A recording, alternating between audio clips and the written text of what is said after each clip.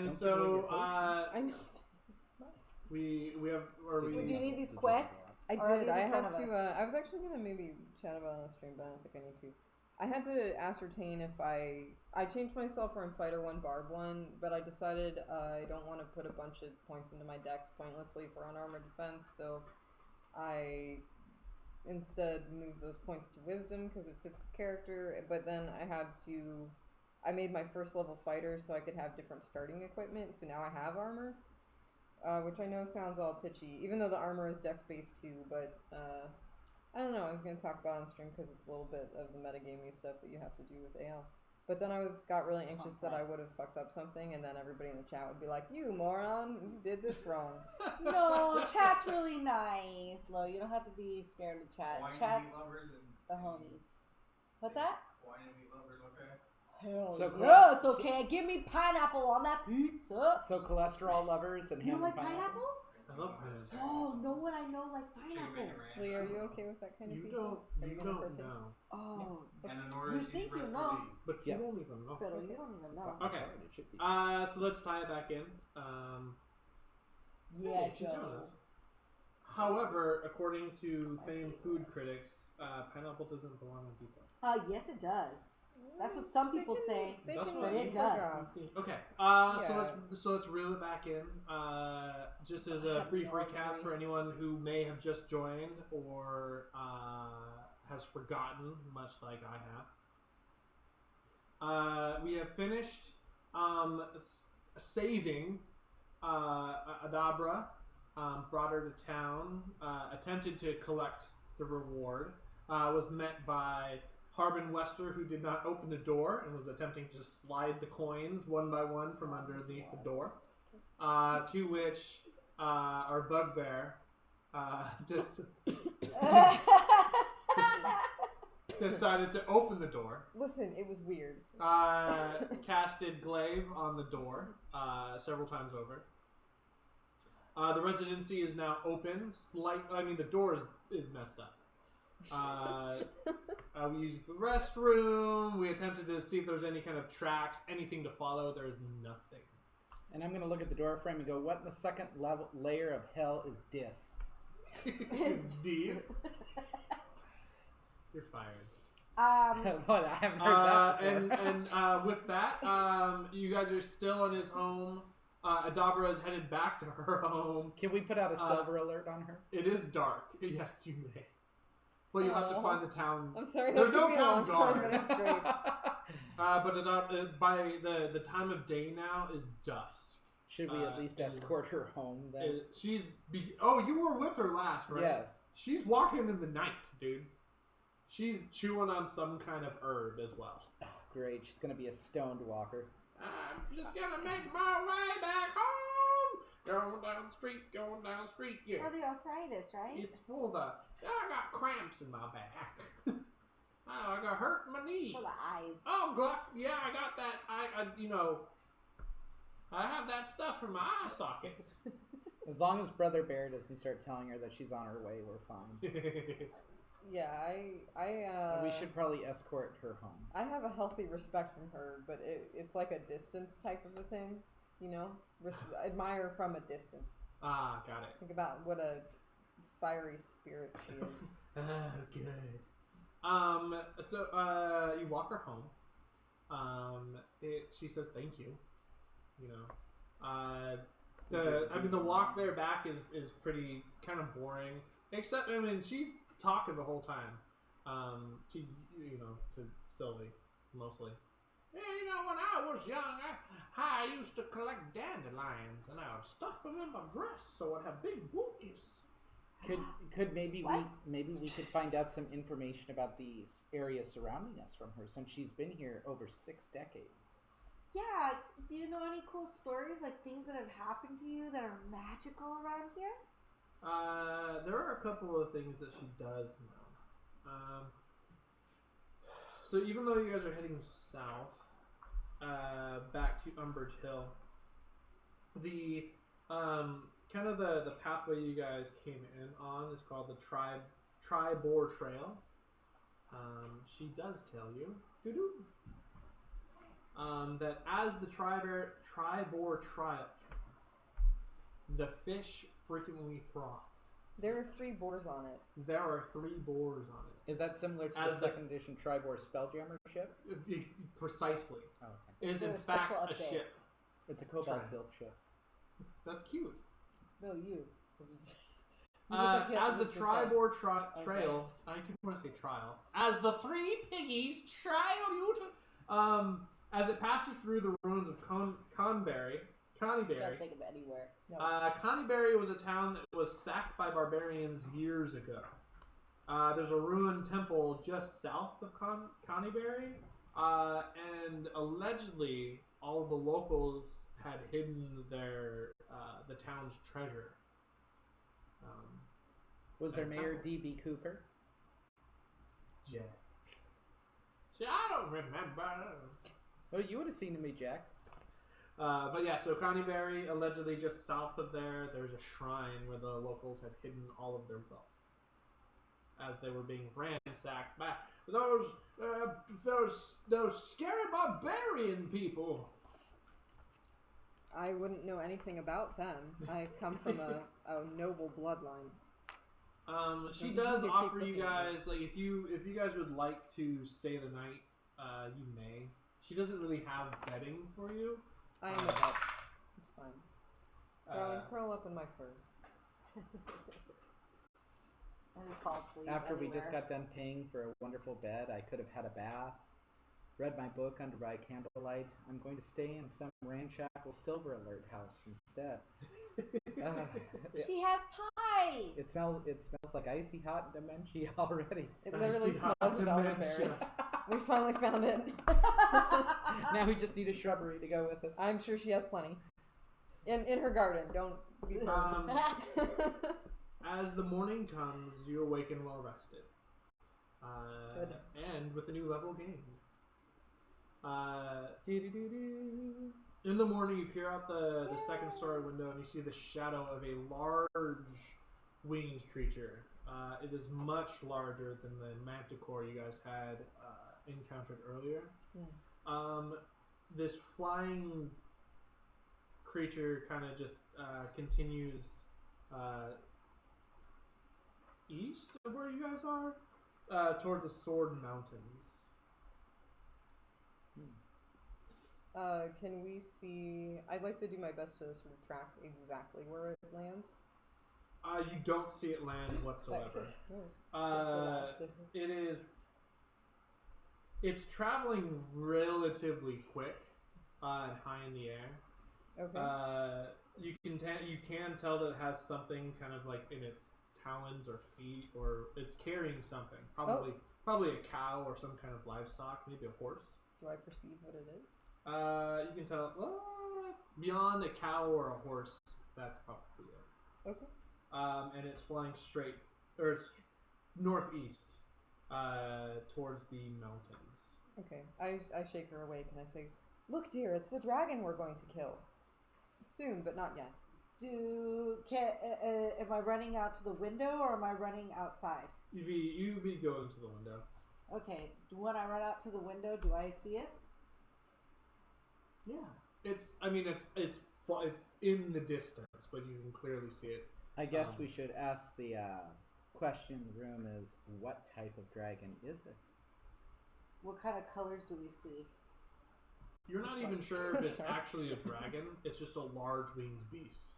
Maybe a griffin, maybe a dragon. Can we make out the color? Probably not the manticore, because the manticore was slightly smaller. It's hard to tell. Can't tell. Well, I want to draw it. What colors do I see? What colors would I use with my crayons? Great. So as it is early morning, it's red. I pull out my crayons and I start drawing on the floor what I just saw. Adabra is sees the silver. Apple pie. Oh, strong arms. Very. You think we should send her to meet Shantea as I slap one of the pillows back onto the sofa there? Oh wait, I just had murderous thoughts. Restrain yourself. You're always such a hothead. You awaken. You awaken and you're just in the windmill, the ruined windmill. Okay, well, I believe we have some dwarves to poke, or some gnomes to. I've had quite enough of that, but you can have your turn if you wish. Gnomes get gnomey? Yes, some gnomes to investigate their wonderful trinkets. May I see the copy of the job board that you yes. so hastily scribed? I like to think that you could have just Sylvie wrote it. So well, we would not want to take them. We hadn't started the mission yet. That would be unfair to others. Unfair, but totally fair.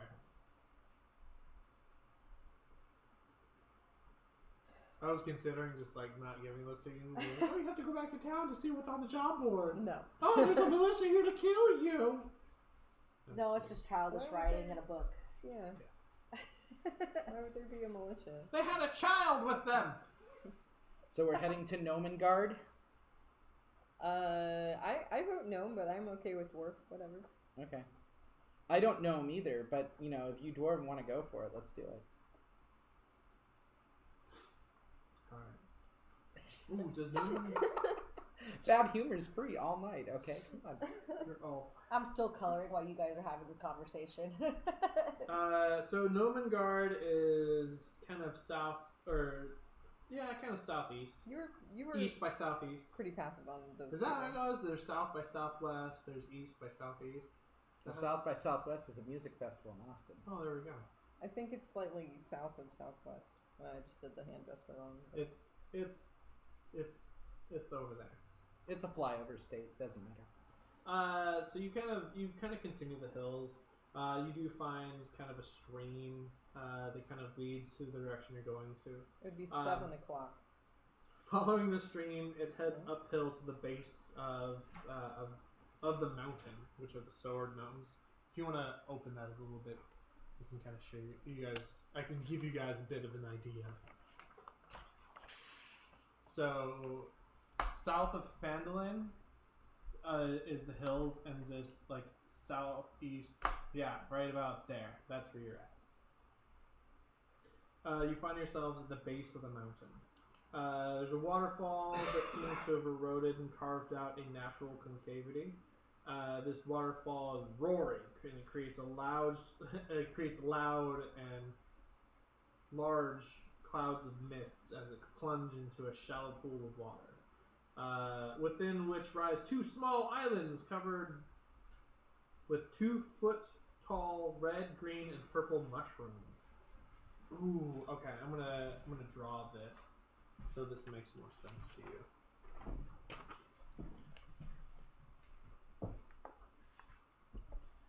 All right. So you guys are gonna be over there. This kind of goes like this.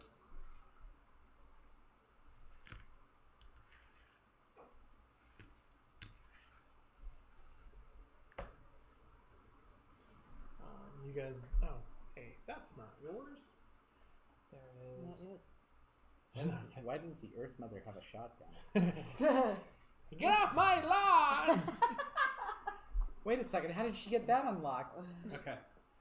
Black powder. It'd be called a shotgun. It's a shotgun. Oh, is that a Discworld reference? No, it's the hand gone, the cert for it. You know, the Star Wheel. That's a Discworld reference. But yeah, and if Travis wrote that, then it most definitely is. We'll have to consult Travis next time and ask him why the hand gone.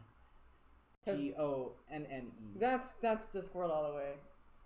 So yeah, I mean, I guess I shouldn't say that, but it definitely 100% is. Yeah, I know.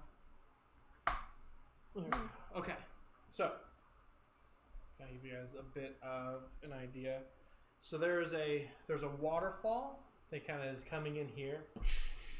It's kind of hitting this. There's a ton of mist that's kind of being created back here.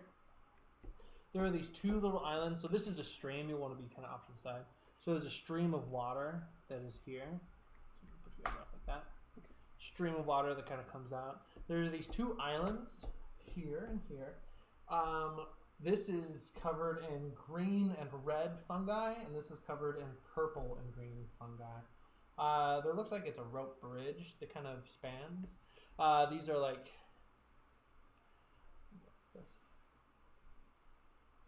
ledges that kind of lead into caves. Wait, where's the stream? It would be like right there in the middle. Yeah. Okay. So, fungus, rope bridge. There's like a waterfall. Yeah. So this is all. And these are caves or lakes? Yeah. Like so like okay. when you're looking at it, it's like a slope that kind of comes up and then goes in. So they're about 30. Oh wow, they're like 30 feet. So it goes like 30 feet up, and then kind of like seems to go in. But otherwise, just like water has eroded all of this as like the mountain comes up here.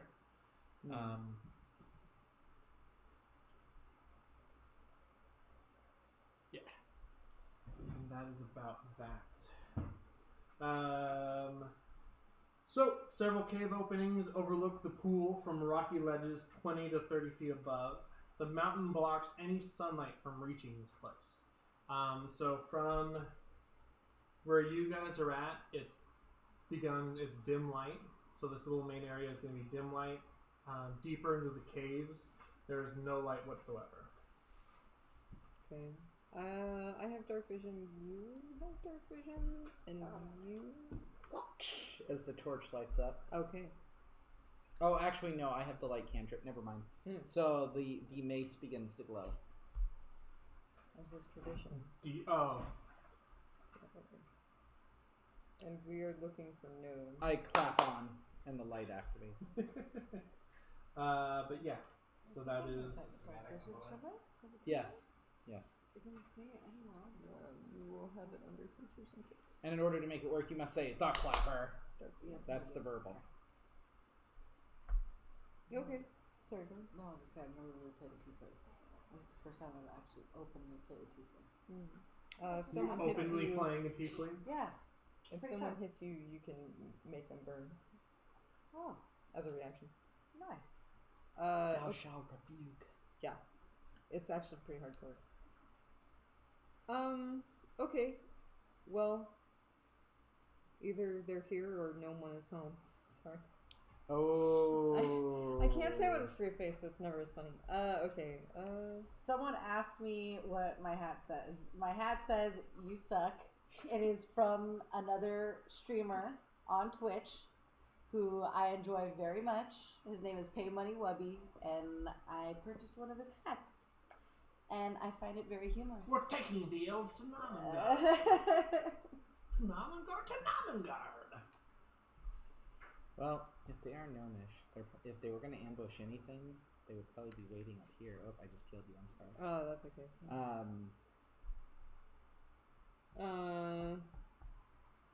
Maybe I mean, we don't want to climb that. fight them necessarily. No. And at this point, I'm not enraged, so I didn't approach it with a martial. And I think we can't reach. I don't even think we can reach that rope bridge because wasn't it 30 feet up? 30 feet up. And this is a pool of water, so I would imagine we're going to have to try to climb into one of these entrances. Yeah. But it's like is it like a jagged slope, like we could climb it, or, like, is it smooth, DM?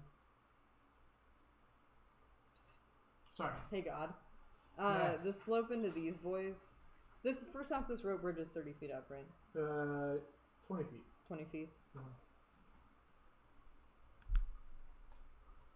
How far can someone jump? You can jump like your strength. Oh, and like in verticalness? Yeah. Kenobi? 10 feet? Ooh, do I have a thing? I should have a thing. Travel pace, cover, high jump. High jump? You can you can jump 3 plus your strength modifier in feet. If you're just standing, you jump half that distance. 3 plus your strength modifier. Yeah.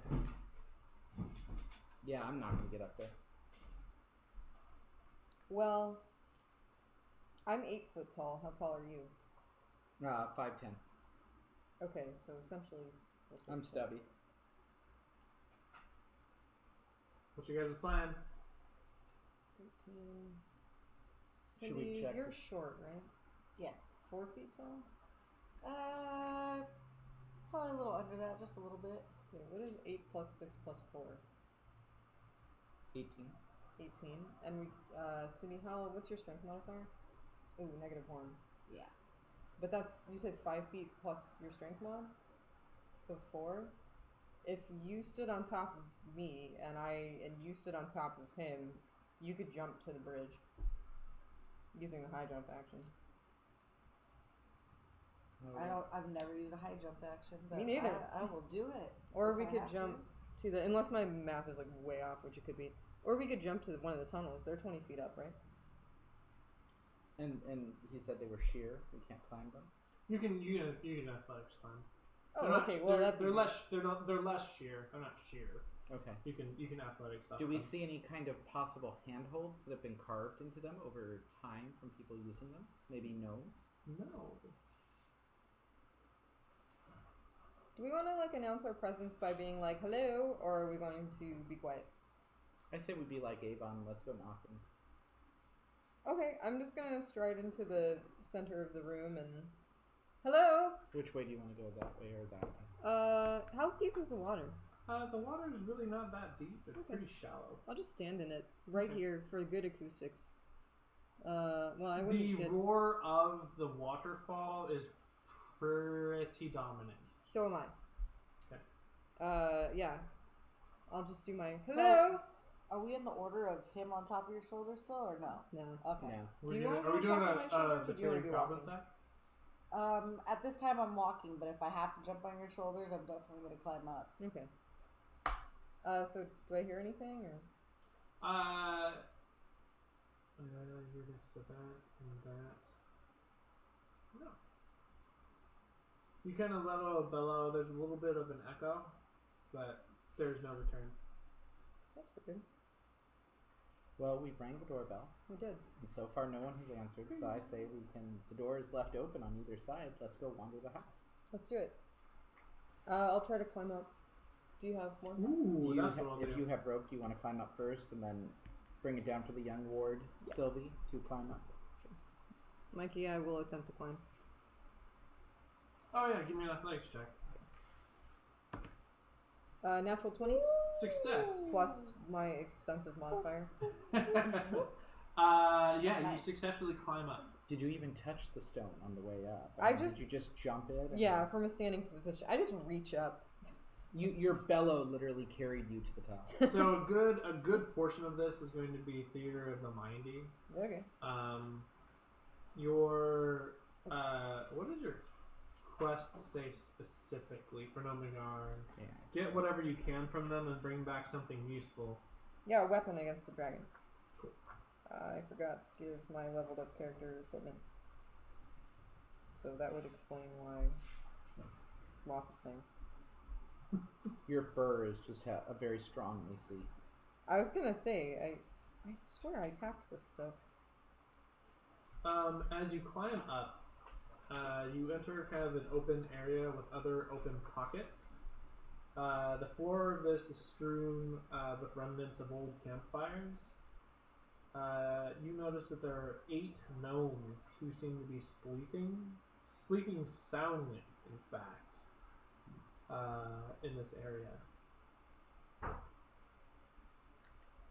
Before we go any further, can we kind of assess that situation? What do the gnomes look like? Are they martial? They look do like they have rock gnomes. Weapons? Miner's gear? They look like they are... Ooh. What do I have on your body? My rock gnomes have no weapons. They're wearing no armor either.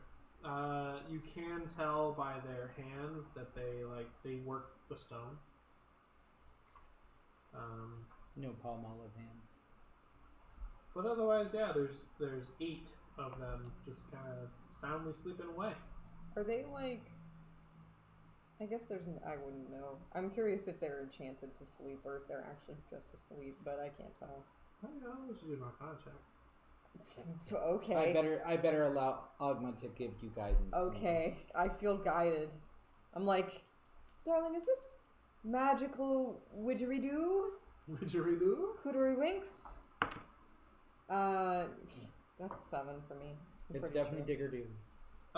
So this is how I want to play it. So you pick an arbitrary rock gnome, and you're like, it must be magically enchanted. And you kind of lean forward and like open its eye, and then the other one, and it kind of blinks and is looking at you, and is like, Good morning. Well, good morning. Yeah, that's your name. Hi, can I help you? Yes. With what? Well, I hear you can defeat dragons with your wonderful inventions. I'm not so sure about dragons, but, if you're looking for something of anything, you want to talk to Fiddlestip and Dabbleduke. I certainly do. Dabbledob. His name is Dabbledob, and his other name is Fiddlestip. There's Fiddlestip and Dabbledob. Fiddlestip and Dabbledob are most crafty crafters. And as they're kind of speaking to you, the other rock gnomes seem to kind of like be like waking up, like, what is there? Why is there all the racket? What's with this racket? It's quite an accent people have around here. Are you Fiddle Fabble Fabble Sabble? No, I'm Karamith. I'm Jabby. I'm Nix. I'm Averneth. I'm Beetlebean. I'm Palabar. And my name's Zook. They all kind of introduce themselves with their name. I'm like very excited. Yeah, no, the 8 gnomes are they're a little bit derpy, but they seem they seem totally like they're non-threatening. There doesn't appear to be any danger. Gnomenguard's most 2 gifted rock gnomes are Fiddledip and Dabbledob. If you're looking for anything that's anything, it's probably them. Oh, but you know what I do have? They kind of fiddle around with stuff, and they have like stone carvings and stuff, and they're trying to show you like, oh, I made this. They're kind of competing against each other to like kind of present like, oh, I made this. Here's a zebra. Glaze over a little bit. I'm not really good with kids who aren't for. While it appears that your stonemasonry artisan skills are well renowned, could you maybe take us to Dabbledob and, I believe, Fiddlestick? At this moment, the gnomes make me excited because they remind me of a story that you read to me once called Fiery Red and the 7 Gnomes. And I'm very excited right now because I feel like I get to be Fiery Red. Do any of you guys speak Gnomish? I was just wondering that. I was wondering if their names were adjectives, perhaps. I do have Undercommon. Okay. I speak Common, Elvish, Goblin for some reason. Oh, because, and Infernal. Yeah, so we don't have. So, I mean, in between them talking, like, they speak Gnomish and you don't understand what they're saying, but they also speak Common. They're very friendly and nice. If you want to. They're just, they point, there's an exit way just south of where you're at. So just go right there. The workshop, literally right there. Fiddlestip, Fiddledip, Dabbledob, Fiddlestip, Fibblestib, and Dabbledob. Fibblestib Wow. and Dabbledob. Fibblestib. That's hard to say. Well, why don't we go after F and D and let Mr. Stib and Mr. Dobb. Yes. Mr. Stib and Mrs. Dobb. Oh, I see. Oh. Pardon my rudeness. And they point. It's just that way. How cute. I wonder if they are betrothed. Perhaps. Could be mother and son. I suppose we'll find out. They're gnomish things happen. Do you head down the pathway? A very long time. It's hard to remember. Yes, head down the pathway. Yes, absolutely. As you continue down the pathway, you begin to overhear an argument in Gnomish between 2 rock gnomes. You're not sure what they're saying. As you walk into the area, it's designed like a workshop. There's plenty of benches and tools kind of about. There are only 2 gnomes in here. They're arguing, but they seem very passionate about whatever they're arguing in Gnomish. As you kind of walk in, they don't really like notice you. So they're like, I don't. They're speaking in Gnomish. Herderschen Vladenbeerden, maybe about Herderbeerden. Oh my god, yeah. You're Stukenblader, no, be about. I'm never gonna not hear Gnomish as like Swedish. Gee, Borg, Jurgen, you burden. It's like the cook from the Muppets. Yeah. The Swedish chef. Yeah. This is. You're Jurgenflower. You just recreated my understanding of Gnome. Thank you. Oh my god, that's fantastic. They keep saying you're Jurgenflower. And then yelling. As a little 6-year-old, I'm definitely giggling. Yeah. Sounds silly. They sound like your thieves can't if someone could read your thieves can't. and baby thieves can't. I love it. Okay, pardon me. I'm looking for Mr. Stibb and Mrs. Dabb, or perhaps Mrs. Stibb and Mr. Dabb. I don't quite know. They stopped their argument. They turned to you. They introduced themselves like, "Oh, I'm Fiddle Stibb, and oh, I'm Dabbledob. What can I do? What can we do for you?" Well, we wish to seriously upset or bother a dragon. Well, that seems nice. I turn around and I pretend to pull out like a pretend sword, and I go, "And you're gonna make a cool sword." They kind of clap their hands. They're like, "Well, if you want to annoy a dragon, I got the perfect thing for you." One of them runs to the back and grabs this weird cone-shaped thing, and they that's Dabbledob.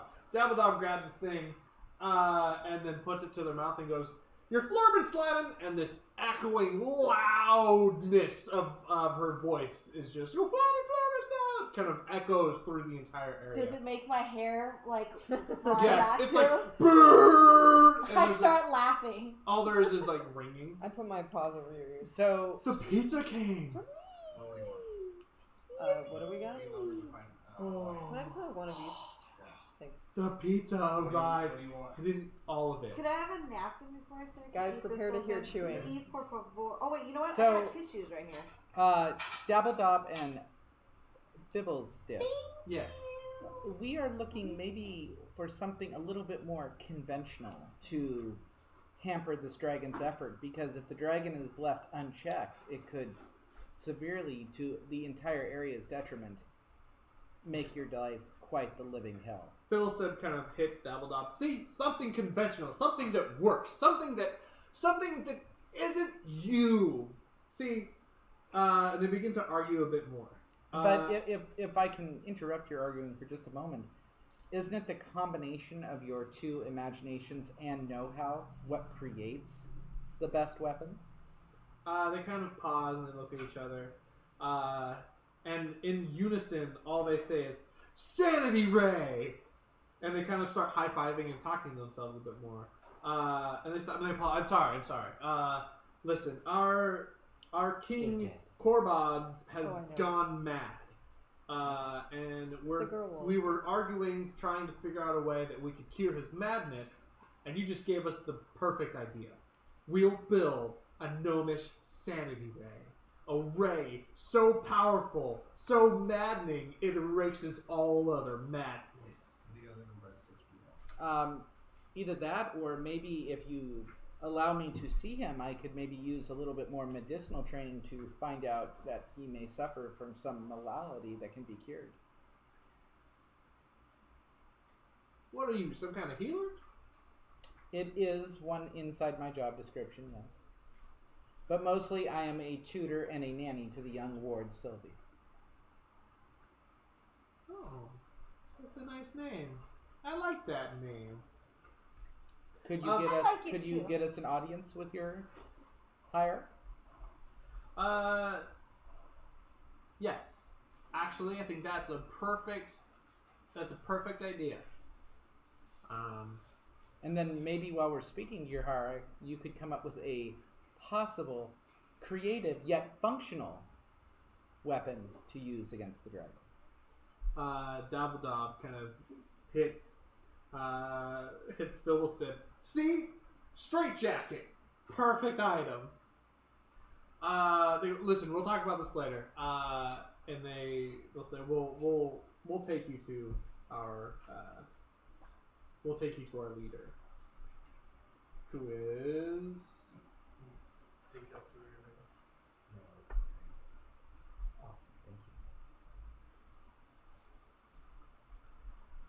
So they're like, okay, well, we're gonna head to the throne room. Which is just around the corner. Situated at the top, a stone dais are two squat thrones made of scrap metal and sized for gnomes. They kind of look at each other like, oh, this is where the king. Well, this is usually where the kings are. I wonder where they must have gone. They say, well, you guys can wait here while I try to go find them. I have no idea where they may have gone. They may have just gone to the bed, or they may have just gone to bed. You said kings as in plural. Oh yeah, there's two of them. I have noticed the duality of this. Is this common within Nomengard? It is here. Okay. Yeah. Are they together, or is this a backup king in case one king is injured? Oh no. Well, you see, so King Korbaz, and his brother King Gurnekli,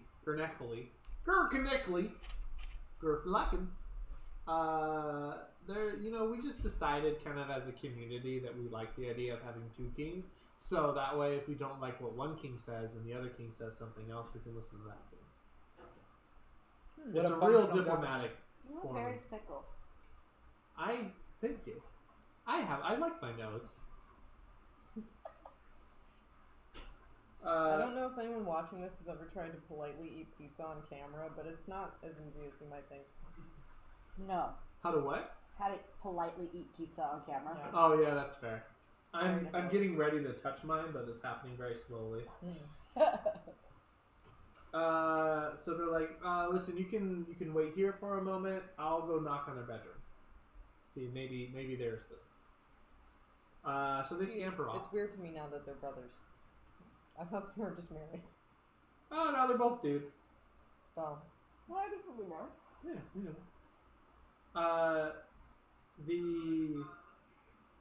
So they walk off. A little bit of time passes.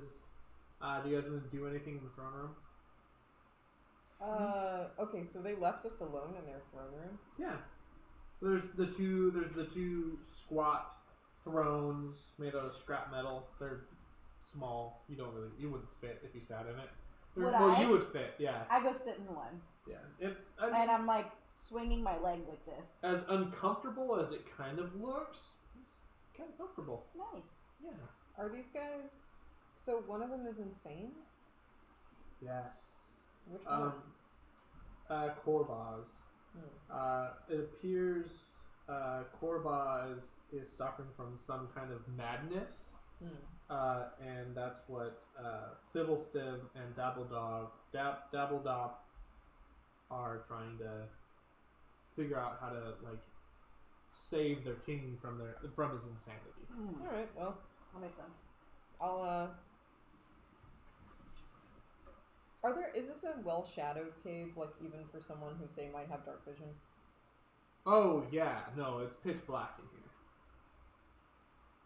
Using my light cantrip, can I go ahead and start examining the thrones? Do I see anything between the two that would be different? There's pretty blatant differences. They're fashioned in kind of the same manner. One is a bit more feral, the other is a bit more regal. Which one am I sitting in? The feral one. Do I feel different? You feel feral. You don't feel any difference. Give me an investigation check. And I'm also wanting to double check to see if any of the thrones have been moved or slid lately. That is going to be a investigation. Yeah. 13.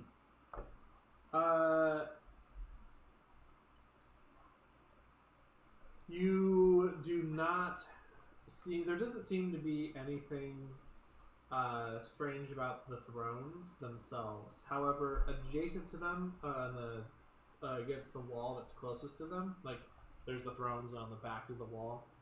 As you're kind of inspecting the area around it, you do stumble across a off-colored section of wall. Oh. It was something that you didn't notice when you first walked in the room. Lady Sylvie, I know you've had such a wonderful knack for just finding things that are out of the ordinary. Can you see if this discolored stone maybe has a more nefarious nature in it before I try to open it? Yes. So, just do an investigation? Yeah, at advantage.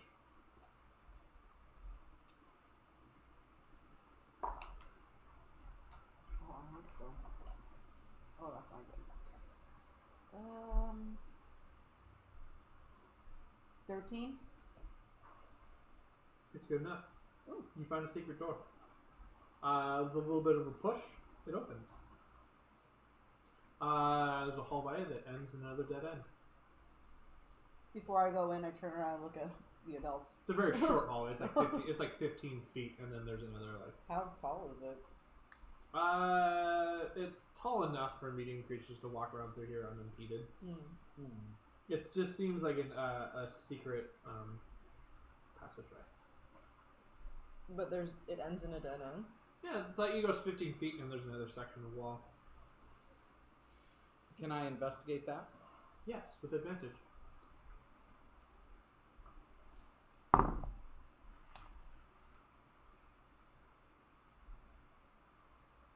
It's clearly another secret door. With a little bit of a push, it would probably open.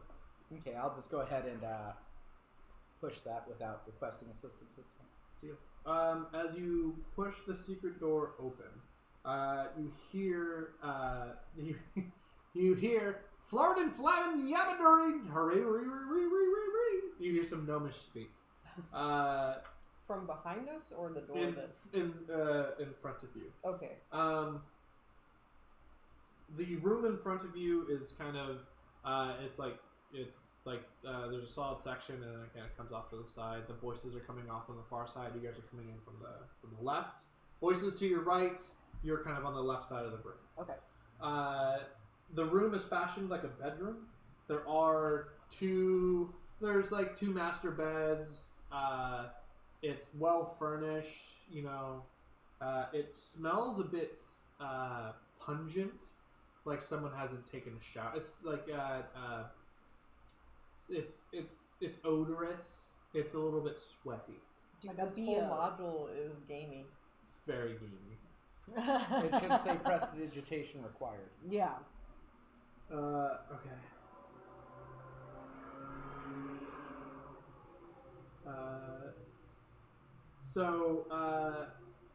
Oh yeah, because they're speaking Gnomish. There seems to be a bit of a conversation that's being had. The conversation doesn't last long.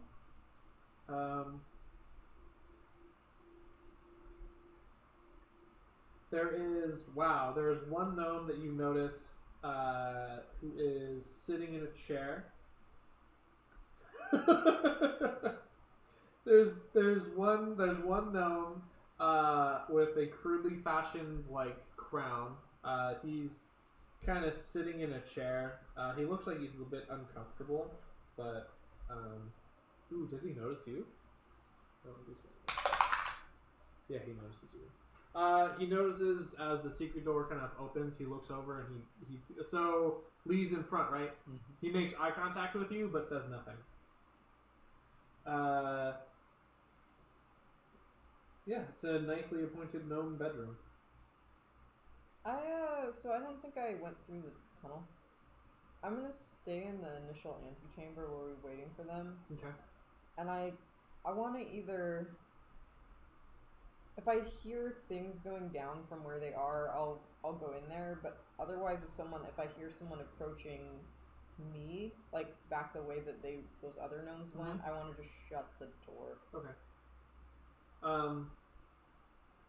So we'll kind of move time. Do you guys want to do anything? If they have made eye contact and one gnome is still speaking, it sounds like. Yeah, you've made eye contact with the gnome in the chair. But another gnome is still speaking, correct? Yeah. Does he seem to be slowing down at all? The conversation seems to be coming to an end. Okay. Is he also in this room? Yes, there are two gnomes in here, but you only have eyesight on one. The other one is by probably a door, and he's speaking through the door to another gnome. Then once in essence, the proverbial sentence ends, I will clear my throat and greetings, Your Majesty, or both Majesties. Gadzook! The other gnome, he's also wearing a crown, turns around and he's very shocked. Like, how did you find the secret entrances to my bedroom? The other gnome kind of peeps up and he says, "Hey, Korbaz, relax, calm down. I'm sure they're friendly. There's nothing you need to worry about here." So Korbaz is the one that's speaking, who's free. The one in the chair is Gernacoli. Yeah, what? Oh my god, these gnomish names. Yeah, I know. Hashtag hard to pronounce. Yeah, Korbaz is like, how did you get in here? Oh, my secret entrance. What do you want?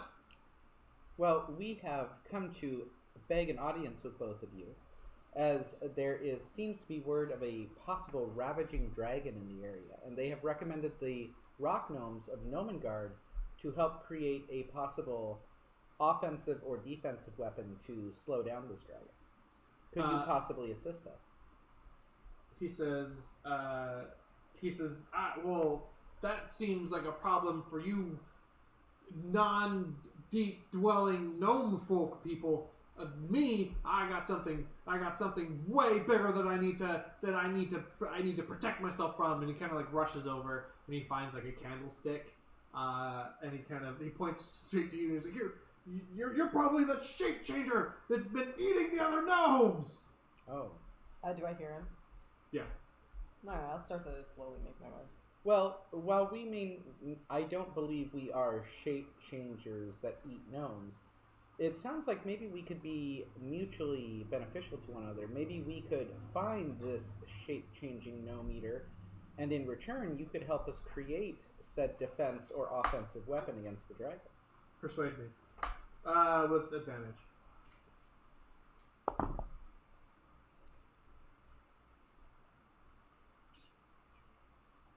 $14. Okay.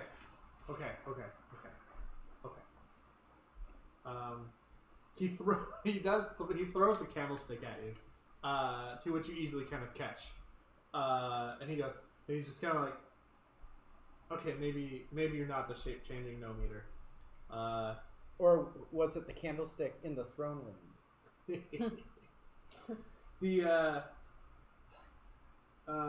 The other gnome that's sitting in the chair is kind of like being stuck and is like, hey, you think you can unglue me from this chair now, Korbaz? Now that someone's gonna help you find this shape-changing gnome eater? And Korbaz is like, no, you have to stay stuck there for your own protection. I'm saving your life, brother. But how effective of a ruler would he be with his rear, not in forward motion? A living ruler is what he would be. His butt. His butt. Listen. So he says, all right, well, fine. Go find this creature that's been eating the gnomes. Kill it. Bring me evidence. And I'll help you with your need of a weapon for this supposed dragon. And we could then turn the other cheek and let your companion ruler out of his seat? Yes. No pun intended, right? Oh, of course not. All of this is for the love of my brother. I have to make sure he doesn't get eaten by the shape-changing monster that's sneaking about our Gnomer land. Where was this monster last seen?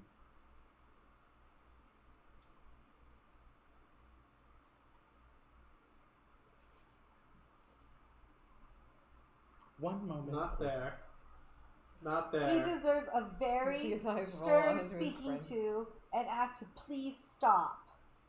Because that's just not nice. I slip out of the tunnel. Yes, darling, we'll disembowel him. If he has bowels. Bowels. Evisceration may be in order. I'm pretty sure the last place I saw it was in the pantry. Where we store our food. I am hungry. He says that it's across the drawbridge. Oh, by this time, the inventors, Flat, they kind of come back and they're like, oh shoot, and kind of like walk into the room. And then that's where Corbaz kind of appoints the two of them to show you around. Okay, Tab and Mr. Pibb. Tab and Dr. Pibb. It's more. If you go generic or not. It's more like Nurse Pibb. Nurse Pibb. Yes. Well, why can't she be a doctor, dude? Mrs. Dabbledob and Mr. Fiddlestick. She's finishing her schooling. She still has to do her a medical thing. Licensing. Yeah. It's hard for a gnome recluse to become a doctor. I've never had that problem. Yeah, so they're like, listen, go. They'll take you where you need to be. Jasper, MD. Okay. So you guys go. I'm bored. Can we go now? I want to go poke at the guy on the chair. Alright, so I'm going to walk into the room and I'm going to go over to him. And I'm going to start poking out his cheeks and just kind of opening the mouth, inspecting the teeth. Just get like a tiny drop of blood, like not a bad one. Just, I want to make sure that it doesn't turn green or turn into another shapeshifter or try to run away.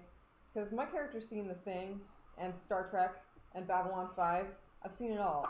So Corbaz is like, it could be him the whole time! It could be. He's kind of like shuffling through his stuff to find like a sharp utensil. He says, yes, we'll cut him and make sure that he's Your Majesty, good Blueberry here has already just confirmed that it does look like that your brother Monarch appears to be who he claims to be. When you cut him, it's okay. I think we should remove him from his adherents and take him with us. But if he stays here, he'll be safe. If he stays with us, he'll be safe. They keep me safe all the time. Persuade me. Okay. With advantage? She's helping. I'm not helping her when I said that. But the light of Ogma will tell you that if we release him from that adhesive, we can I'll track give you him down advantage, faster. They protect me all the time. And get a D4. You are about the size of a gnome. I might be able to trust you. I'm a demonish looking. Actually, this is not too terrible because my persuasion is not as bad as you might think. Oh, yes, it is. 14, 15. That's good enough. He pulls out a flask of solvent. You guys helped a lot. And begins to unstick his brother from the chair. Is it universal solvent? Is it unlocked? The solvent? Yes. Yeah. For real? For real, not for play. He's using it. Oh. I'm using the solvent. But it's... No, you're not acquiring it. Damn it. It's like, oh my I know, Maybe if you killed him and took it off of his body. That's a possibility. Unless he's the shapeshifter, I don't have any... No, he uses the solvent to unstick his brother. His brother is like, thank you so much. And kind of is just like stretching his legs like he's been sitting there for a while. I pick him up and I shake him. Do I have like a little Bjorn that I carry her in? Yeah. Okay, I tuck him in my Bjorn. Like right here. Baby Bjorn. He does. Right he is gonna struggle. Like, great, I'm out of the frying pan and into the oven. Yeah. No. So give me an athletics check. While that's happening, Blueberry, may I please go ahead and medicinally look over this monarch to make sure that atrophy hasn't kicked in yet? Please do. Unfortunately, that was a 2. However, it's still a 7. Can I make a medicine check first? Yes. It's going to be altogether 20.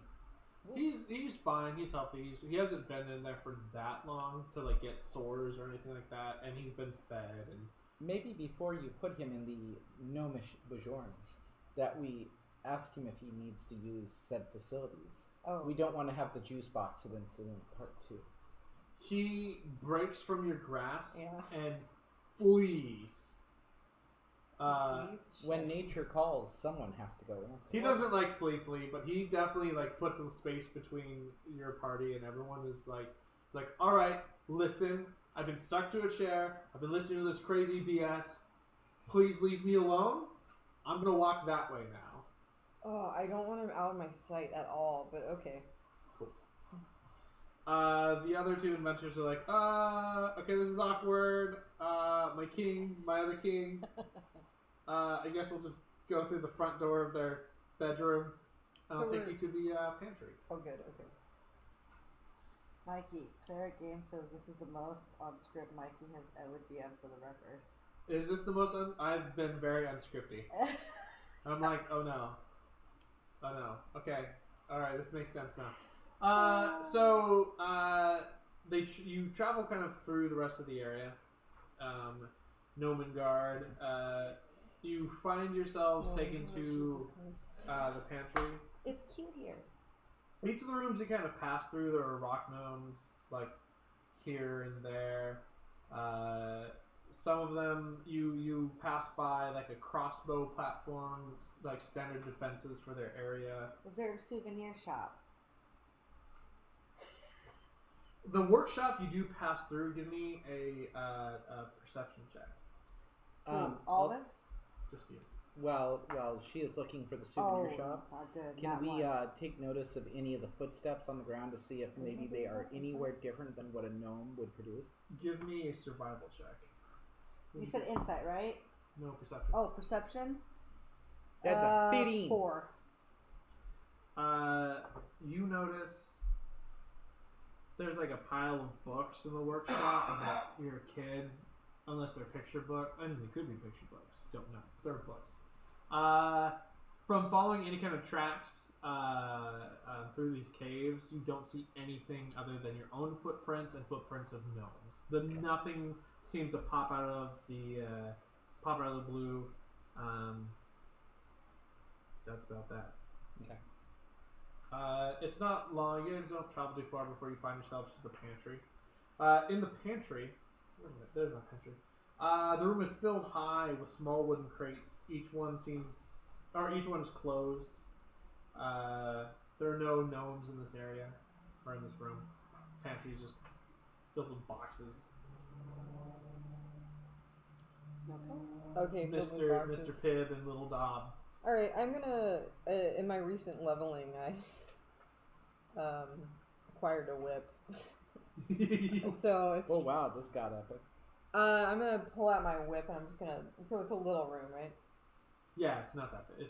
It's 15 by 30. Okay, in the 15 range that I have, I'm just gonna whip around like the boxes and move things around and hit things and make sure nothing is a fucking mimic. You're just whipping boxes? Yeah. Blueberry whips it good. The rest of you guys doing anything while she's whipping boxes? Whip it good. I'm slightly concerned. Give me a performance check. I'm hitting things, but okay. I know, yeah. Flat 10 plus -1, so 9. So each of the boxes kind of makes a different noise, and it's like steel drums. Oh yeah. But I don't do it you that way. try to play Under the Sea, but it sounds more like a Stairway to Heaven. If that you could sounds play, a good upgrade. if you could play that on steel drums, don't really know. You're like trying to do like the guitar solo. Stairway denied. But it's tough. Elevator. No, none of the boxes. I mean, you whip boxes in crates. Nothing seems to happen. As you kind of investigate more, the boxes are filled with like green mushroom bread and other foodstuffs collected and kept by the gnomes. Can I eat the bread? Yeah, it's tasty. It kind of tastes like, kind of like jalapeno cheesy bread. Is it spongy? Yeah, it's got good. I like the texture. Is there any possible drainage or HVAC shaft that something could travel through? There doesn't appear to be anything that's spoiled. Like, the food seems completely untampered and safe. Well, no, I'm talking about vents in the wall.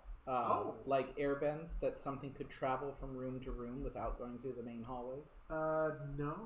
I'll also assume like you kind of was looking for that as you kind of passed around. No, there doesn't seem to be any kind of hidden pathways. You didn't pass anything that seemed to have been like a hidden door or anything of the like. Can I ask Mrs. Dabbledop, or who, before the gnomes took up residence in these beautiful waterfall-filled caverns, who lived here before? Dabbledop kind of like thinks pretty hard about it. To be honest, it's kind of always been us. I mean, there was a time where it was like filled with like spiders and other little doodads, but I mean, my ancestors cleared them out, and we've been living here ever since. You pick her up. I'm trying to. She's so sneaky. By the way, guys, there's a kitten here. You got her. So if you notice that we're distracted, it's because the kitten may be the cutest thing ever. Does Mrs. Dabbledop think of anything or any creature that may have aroused the other monarch's suspicion of a shape changer, lack of a better term, doppelganger? Be completely honest with you, pretty sure it's complete BS. I think that our king has. I mean, there are 2 gnomes that have gone missing, but they were adventurous in nature and they probably just left. Do we know where they were last spotted? Well, they kind of like to drink a lot. There's the wine room where we kind of store most of we ferment the mushrooms and stuff that are growing. And shroom wine. Yeah, it's pretty good. Well, let's go check out that shroom and see if we can find any clues there. I think I had something like shroom wine when I visited Schultz a while ago. So they take you to another section of the area or of these caves. There's about 8 barrels that are just kind of untapped. They're just wine barrels.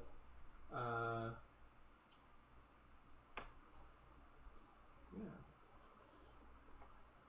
That's they're like this is where we kind of keep the wine. They kind of like because they noticed you were like whipping boxes.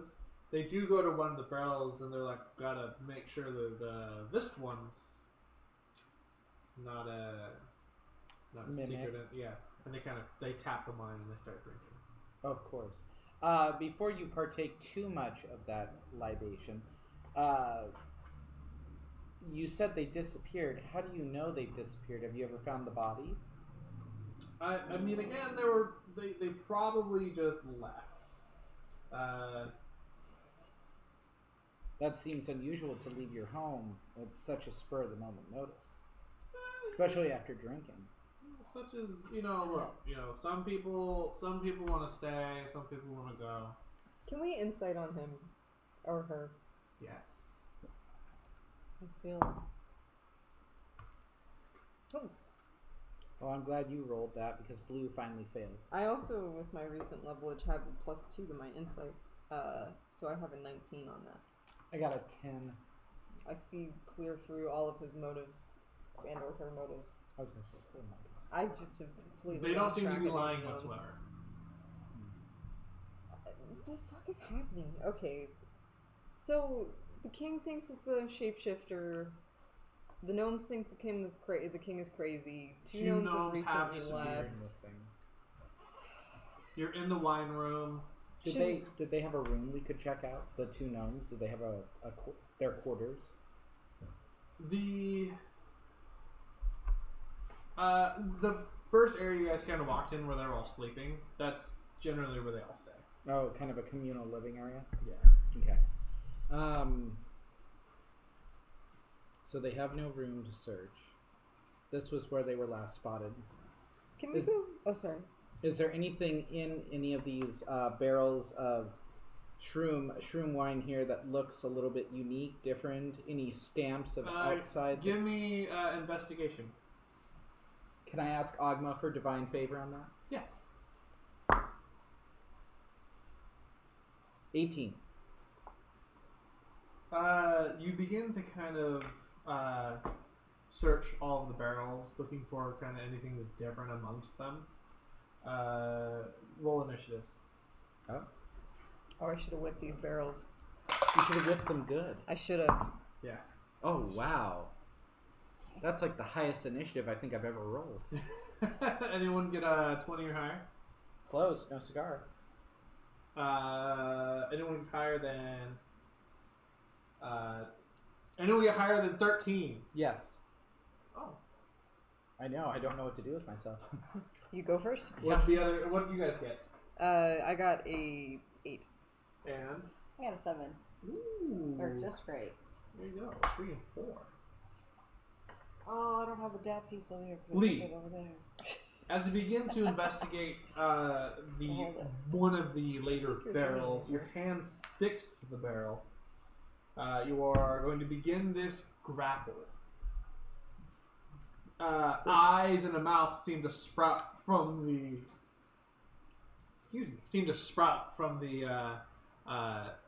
The barrel. Oh my god, do you have this mini? Because this is the dopest mini. I wish. I do not have the mini. Oh, it looks so cool. The barrel one? Uh-huh. Yeah, I have it at home. Yeah, I do too. Mine's unpainted though. Yeah, Anyway, so is sorry. mine. Yeah. By Clangeddin's beard, I yell out, what in tarnation is this? Lee. Oh, all it says is tasty. Oh god. No, I'm not. I'm human. I'm a meat popsicle. Tasty. Lee, you get to make the first action. What, can I, if I'm grappled, would I still be able to take an action or maybe Sacred Flame this target? Oh yeah, you can still do all of that. Okay. While you are grappled, your speed is 0. Okay. Your, that's basically it. Then I will ask, Tasty here, our good barrel, to make a dexterity saving throw DC 13. I succeed. Then Ogma's Sacred Light will not hit you. And I will say, good blueberry, I don't want to be tasty. I assure you, you are not. Oh, thank God. By Ogma's grace. Mimic barrel's turn. Oh no. It's going to bite you. Does a 20 hit? Afraid so. You're looking at 9 damage. 8 of it is piercing, 1 of it is acid. It does move. Well, that doesn't really matter. It kind of like goes as if you're still kind of stuck to it. It tries to adhere more of itself to you. No, sir, I don't like it. After 2 is 3. Cindy? Oh, Did Cindy you. get to go? I go last. Oh, okay. 4. Yeah, well, I'll take out my glaive. I can hit. Oh, sorry. I will warn you that it seems to have some sort of sticky substance. Beware. Beware. I am bound to it. Well, it is in this closeness that you realize that all of the barrels do have an insignia on them. This barrel does not. How are you feeling health-wise, bud? I feel that I'm halfway closer to God. Okay, I'm gonna just grab him and attempt to wrest him from the grapple, and then if I succeed in that, I just kind of want to throw him behind me and get right up in the thing's face. Give me an athletics check. Let's not fuck up this time. Okay, 21. Yes, you're able to adhere your cleric. There's like that Velcro peel sound. While he is within you, you can move him behind you. Within. You can move him inside you. Behind you, even. Great Beer Continuum. I hope you're okay with that. Okay. Yeah. Yeah. No, I grab you. I'm gonna put you behind me. I just look at you and I'm like, darling, I think range damage would be appropriate. And then I'm just gonna like get right up in the thing. I'm a bit mortified because I've never seen a mimic in my 6 years of living. I can't actually not remember if these things can even. I've never seen a barrel with teeth before. Like, this is definitely gonna give me nightmares. And what I say as I'm being moved, does this constitute forced movement? Of course it would. Yeah. Fascinating. Fascinating. Oh, and I'll bonus action to rage, and then I'm done. After 3 is 4. Okay, you were saying you're ranged. Yeah, I don't think you want to get up in the same Throw- space, but it is your choice. Throw yourself at it. No,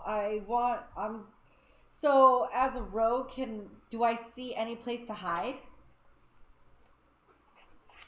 Not particularly, no. There's nowhere There for are me. you're kind of an open room with barrels. Like you could probably go Are behind a all the barrel. barrels mimic at this point? Yes. Are you There serious? are 19 mimic barrels. Oh, I hate There's you. only the one. Okay, so is there a barrel that I look like I can kind of hide behind? Yeah. Okay, What a so I frothy way hide. to go. What's that? I was just saying, what a frothy way to go. Yeah. I'm gonna hide behind one of the barrels, and I'm gonna peek out, and I'm gonna have. I think it's a hand crossbow, right? Ooh. Oh, I thought I did. I have arrows You probably on here. just do, and it's not equipped. Yeah, because if you look at my stuff, I have arrows. Okay, we can fix that real quick. I would wager that you have a bow. Do I have a bow? Yeah, so hit. Oh, short bow. Okay. I can't hit it, but hit it. Don't worry about it. Okay, so But I get my short bow out. yes. What do I? So You have it'll a be your short dex bow plus in your your proficiency, hand. so it's gonna be +6 to hit. Oh yeah, 17 or 18. Yes. Okay, and then what do I hit? Short bow's 1d6. I'm sorry if I'm wrong. Stream 1d6 plus 4. Jesus. So roll 1d6. Jesus. And would she get sneak attack since allies right She next will door get to her? sneak attack. Yeah. Oh, I mean, okay. starting Which is another d6, extra isn't d6. it? Yeah. She is made of dexterity. Oh, just 4. Nope, +4. Oh, +4. Oh, 8. 8 damage Nice.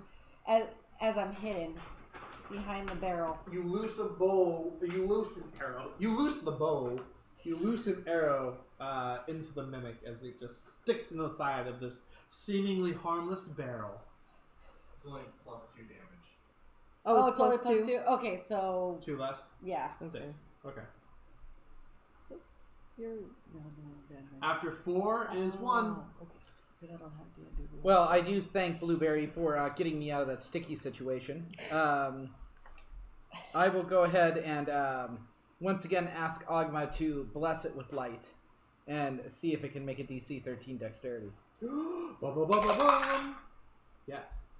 Would you stop making it, please? These dice want you dead. I've gathered that, yes. So that is my action, and I have no bonus at this time, no further actions. After 1 is 2. I will bring down the fang.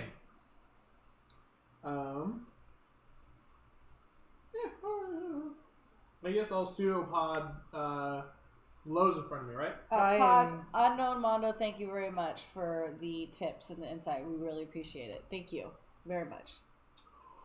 Are they giving you special tips and tricks? Not for the game, but for the stream itself. Oh, okay. And like things that we can use, like with D&D, if we're all using D&D Beyond, it connects with Twitch, and that way you can see. Oh, that's right. It is Twitch. Yeah. Ooh, good. So that's really cool. Thanks you. Bud. We will make that change in the future episodes. Mm-hmm. Yeah. Oh. 17 to hit. On me, of course. Yep. You are both grappled and...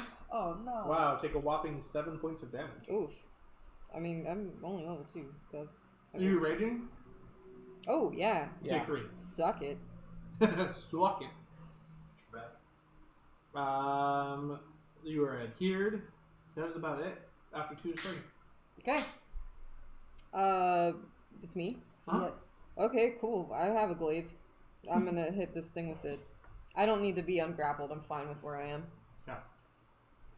Get wrecked, bitch. I mean, friend. Ah, shit. Nothing gets wrecked at a 9. No bueno. Yeah, no bueno, indeed. Okay, well, that sucked. After 3 is 4? Moving on. Yeah. Am I still hidden? Yes? Well, no, not really. Not really? My little legs are probably showing underneath from the barrels and stuff. Do you have bonus action hide yet? Yes, Yeah. if she is 2nd level, she would have that, I believe. It's like cunning. It's cunning action. Cunning action. Yes, I do have cutting action. Make a hide check to see if you actually hide from me. And that's just a straight. Sweetie, That's a D20. You're making hide. Wouldn't you want to do that after her attack? Once she attacks, she'll unhide. Yeah, True. she'll get advantage for the attack. Oh, I see. Okay, I'll shut up. 10. You were correct. I was wrong. Total? You're rolling stealth. Oh, stealth. Yeah. Oh, 14. Yeah, you're hidden. Okay. Then I'm going to shoot my bow again. So it was this. So now what do I get to add to? You attack with advantage.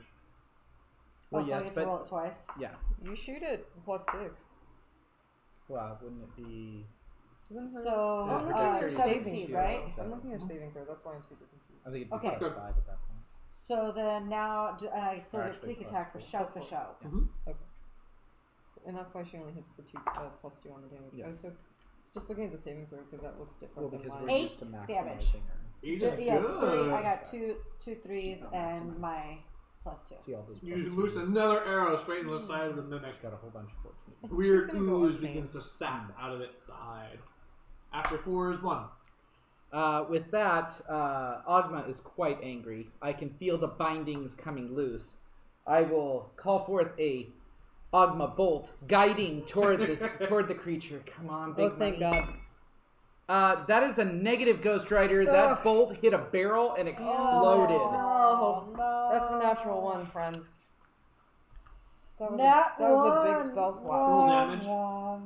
No, don't do no, it to me. you son of a bitch. the barrel takes 11, 16 points of radiant Ogma-like damage. Explodes. You purify an entire barrel as it explodes. Water just flood, you get sprayed with water. Oh, it's like the opposite of water into wine. Yeah. Wine into water. But he destroyed the barrel that you were hiding behind. Now I'm soaking wet. Gotta get them natties. After 1 is 2. Is there anything else you want to do? I'm going to mourn the loss of my guiding bolt. You casted a spell. Roll a d20. Oh no. Uh-oh. Are we in the Jerez? That would be a 19. You teleport 60 feet in a random unoccupied space. You teleport out of the room. You're in the kitchen. I think you have died, and I let out You a vanish flipping from yell. sight. What? No, Jasper! I'm going to have to teach her how to spell now. It is in this moment that when Silent. you realize that the area you're in has been somehow imbued with wild magic. That magic in its essence, when used, wild things happen. Oh.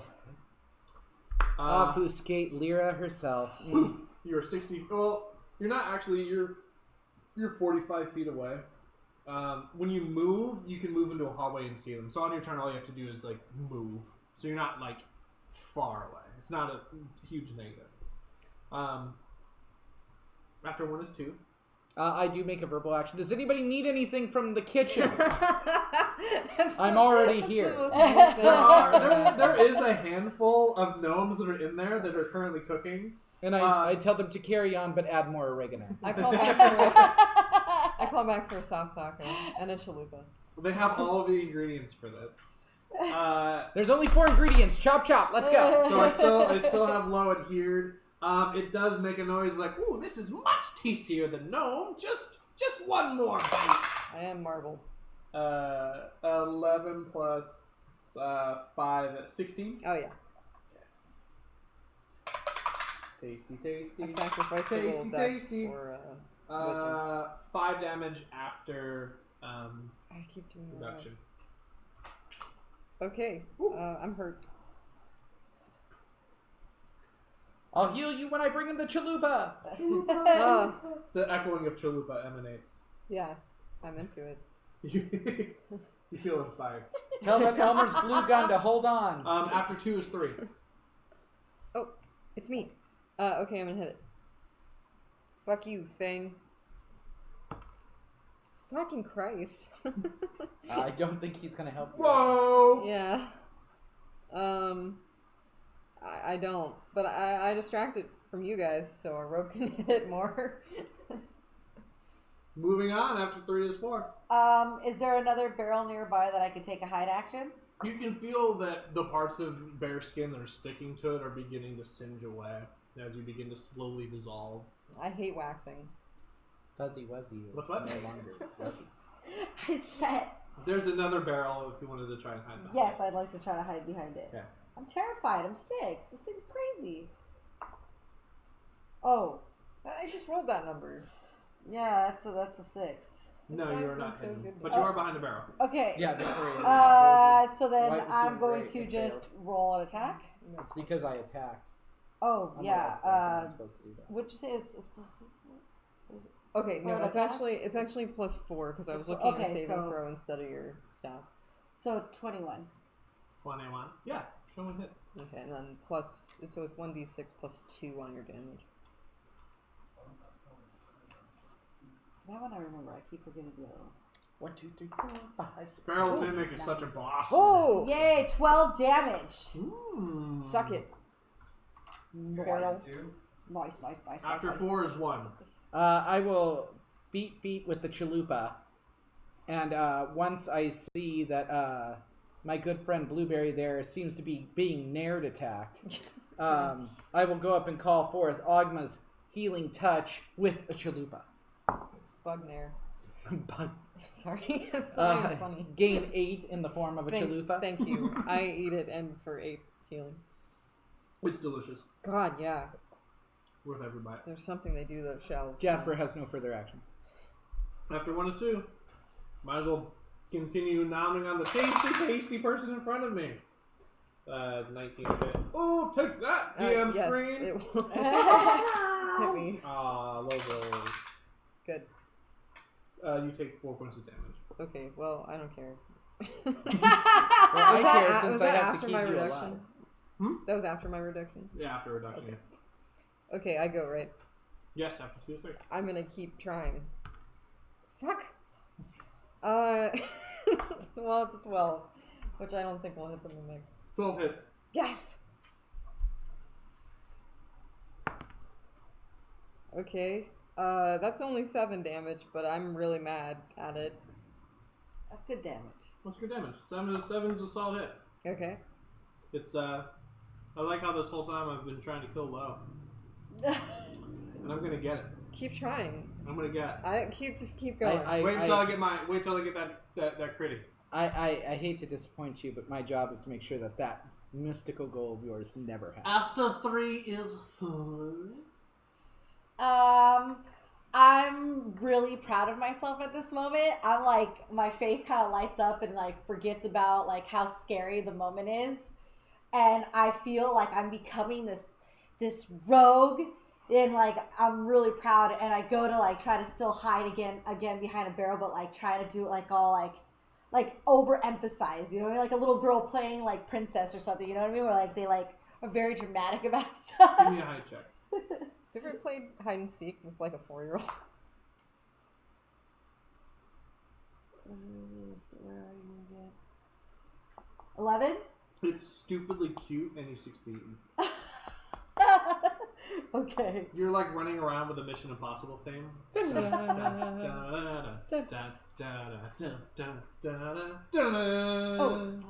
At that point, I then, with my little short bow that I have, I so bravely pull on the string, and we shall see. Yay! Was a 19. So 21. It's a dirty 21. It's actually, it's plus 4. Yeah. Oh, is it? Oh, plus 4. So she So smacked the shit out of it with her bow. again, a very proud moment for this little 6-year-old. I'm proud of you. I just look back and I'm just like, you're doing great, honey. All the hard work and practice. It's like my thumb's dissolving. Oh, nice. 13 damage. Take it. Jesus Christ. Nice, that's a solid hit. She's just over there I'm really cleaning up. proud of myself right now. Like, I'm feeling great. This is... One of those plastic bows from the dollar store. Yeah. It's like shooting really hard. They're suction cups. I tighten them really You tight can't- and work on it. You Like can't it's tell like... if you can't tell if it's the suction cup doing its job or if it's the mimic adhering to it. Either way, it's sticking around. After 4 is 1. I will come over and I will slap on Ogma's Band-Aid, which suddenly looks like Teddy Ruxpin, and will restore 9 plus 11 points to you. You cannot benefit again from that skill until you take a short or long rest. Oh man, that was such an overhealing maneuver, but I still appreciate it quite a bit. Well, because I can't make his dreams come true. No, we want his This dreams is the to die. never-ending story. It's not hidden behind a cloud. Barbarian and a light player. Together we form Voltron. After 1 is 2. Alright. These dice have been doing some work. Yeah, I had a barbarian completely ruin. I guess I shouldn't say what encounter it was, but there was like a bunch of whites, and it just was con saves. Yeah, it's 23. I mean, hey, Oh, I'm trying to get a crit. God. Get the fuck off with your crit. 4, 9 plus 12 damage. Okay, after my reduction? Oh, after reduction is 6. Okay. I'm gonna assume it's my turn. I'm gonna hit it. Maybe. That's still a hit, I think. 14? Yeah. Okay. This whole time your glaive has just been stuck to it, so you're just like, Fuck. woo! Fuck. It's 4 damage. That's Give me that 4, the baby! least I can do. Oh, no, that hurts. That hurts. You can tell that the Is it splintering? adhesiveness to it is definitely lessening. Ugh. Like it's hurt. One would say it's bloody. Is it down one pseudopod, kneeling, sweat profusely coming from it? Good old Final Fantasy 7 damage. Get out of here. My turn? Yeah. Okay, I'm going to bonus action, hide action. Mm-hmm. No. You got 2 overzealous. Oh my god, yeah, I did. She didn't play her theme song. That's why. Oh my god, did you see how I did that? Yeah. 12, right? Oh no, 11. Yeah, 11. Not a pinata. I got too excited. Cleric. I'm over there talking to Bree while I'm trying to shoot, and I'm like, Bree, Bree, this is the greatest moment. I'm gonna be the biggest hero ever. This is so exciting. You shot the wrong barrel. Yeah. I know how that feels. Bree distracted me. After 4 is 1. I will ask the mimic to make a dexterity saving throw. If it makes it, I'm so angry. I got 11. Big money, no whammies. Oh! God. How much? I feel like I'm at the casino What? right now. I'm still alive! Oh, you.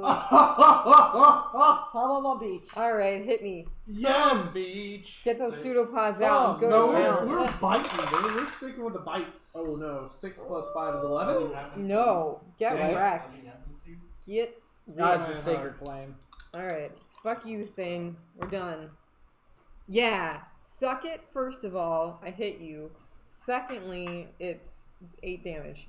8 is good enough. Okay, I fucking take my glaive out, and I take the butt of the glaive, and I just shove it behind me through this fucking barrel, and I send it straight to hell. It goes straight to hell, as it kind of just dissolves into a puddle of goop. Wouldn't it go to Concordian opposition first to petition its barrel god? I send it straight to the Raven Queen to ask pertinent questions about existence. I just wanted to eat now!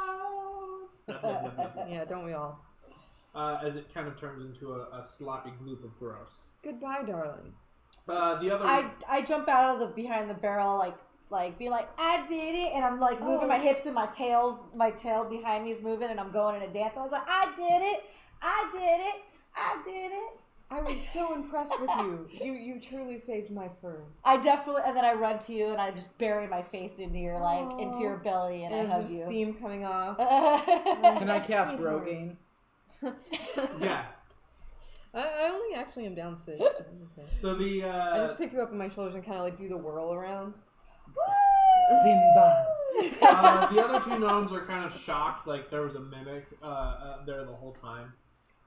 Further investigation, you discover there are bits of 2 gnomes that have died relatively recent, but they're clean remains.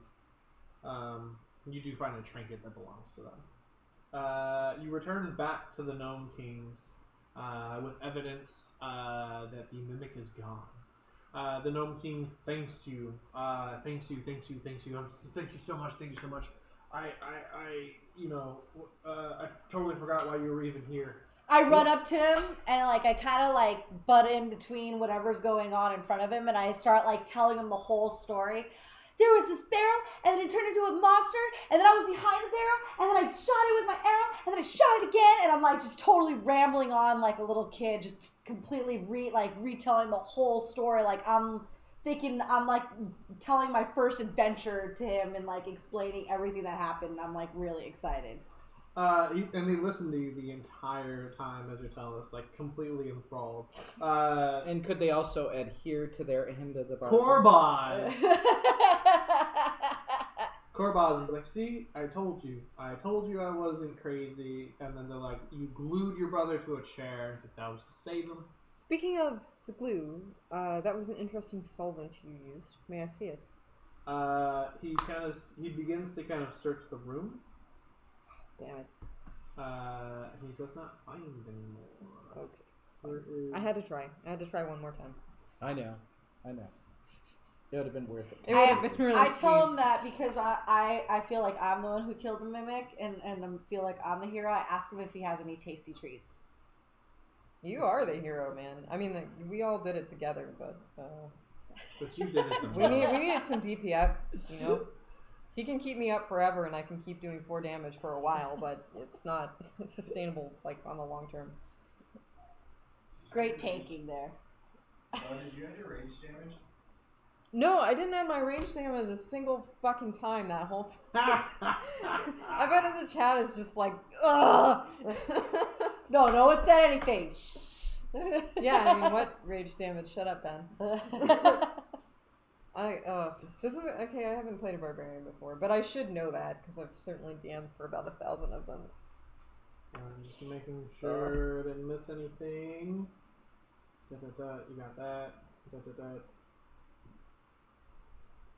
I really like how you exploded a barrel of wine into holy water. Yeah, the barrel was also glowing.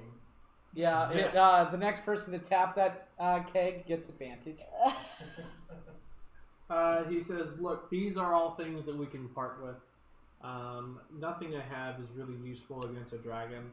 Your best bet is to leave and find somewhere else to live. Yeah, put it out and then we'll see. It's like dragon warming. So we get one. Just right? leave your island. You get all of them. Whoa! Yes. Okay. He says, for saving the life of my brother, this is, I hope this is enough to pay my debt. Pay for a life.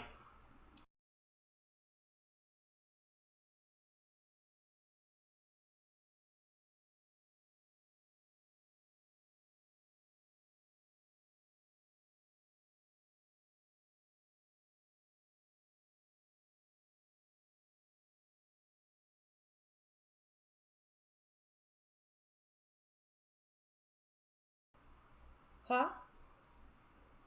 You're gonna what?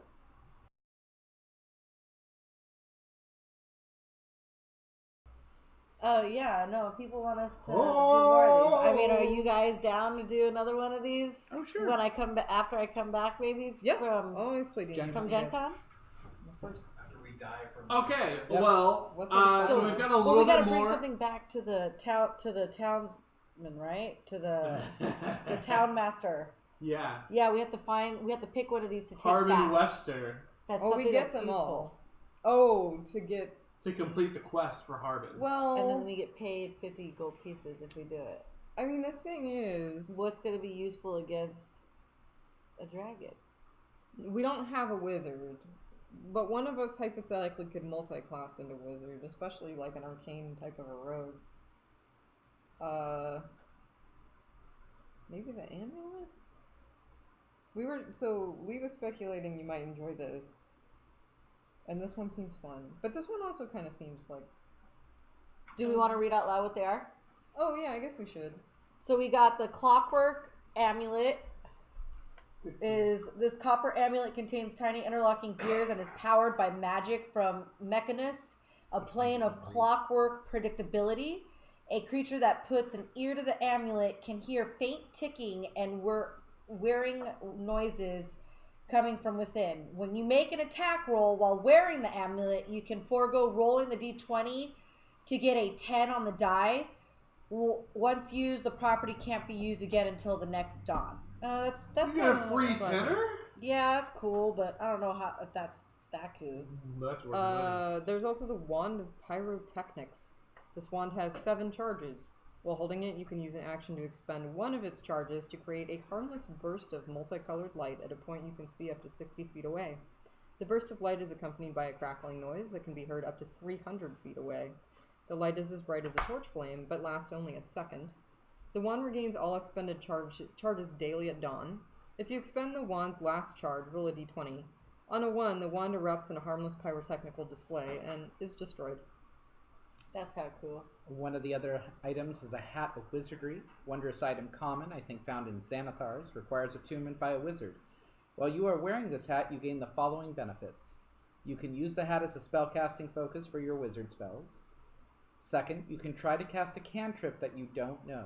The cantrip must be on the wizard spell list, and you must make a DC 10 Intelligence Arcana check. If the check succeeds, you cast the spell. If the check fails, so does the spell, and the action used to cast the spell is wasted. In either case, you can't use this property again until you finish a long rest. And there's also the pool of collapsing.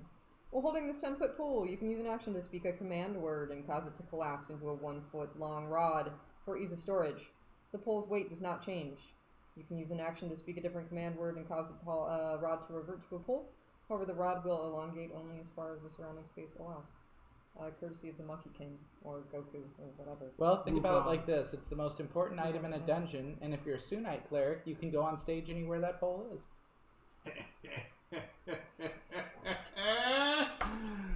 Leave. You dirty, dirty boy. So which one should we take? So well, you get them all. You get all. Oh, we get all of them. All of we them. have to give one of them to that asshole. Oh, we only give them one, right? What we're going to do is you guys get a level out of this. Okay. You on your way back to town, it'll be dusk. Okay. And that's where we're gonna leave it. As we're walking away, I tug on Blueberry. I go, Blueberry, do you think Auntie would be proud of me? Yes, sweetheart.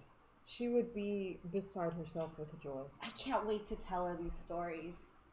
Maybe we can write them down and keep them in a journal, and I'll send it to her. I would love that. That seems good.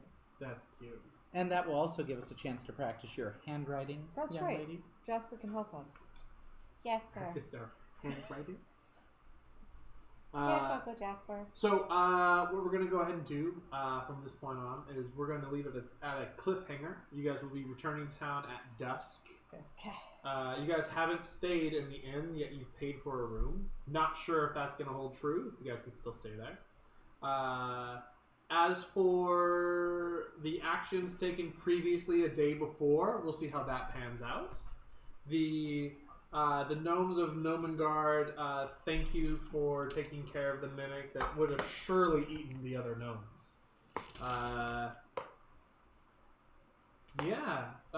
Thank you guys for playing.